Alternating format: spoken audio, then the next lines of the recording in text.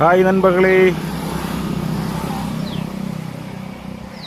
அனைவருக்கும் வணக்கம். நாங்கள் என்னை மீன் பிடிக்க போயிருக்கோம். எங்களுக்கு 2 குறுவடை மீன் கிடச்சிருக்கு. மீன்பிடி வீரன் தான் இருக்கான். இவனாக்கு மீன்பிடி வீரன் மோகன்தாஸ். அதுக்கிடையில் ஒருத்தன் வந்து பாத்திரங்கள் வைக்கான்.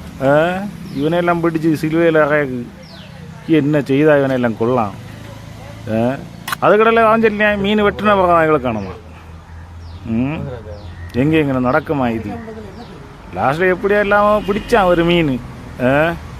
ஒரு மீன் இல்லை, அது 2 மீன் பிடிச்சான். இப்போ முதல்ல தொடக்கத்தில் ஒரு மீன் இப்போ பிடிச்சான். இது 2ஆவது மீன். பின்ன எந்த ஆள் செல்ல களி கொண்டே இருக்கார்.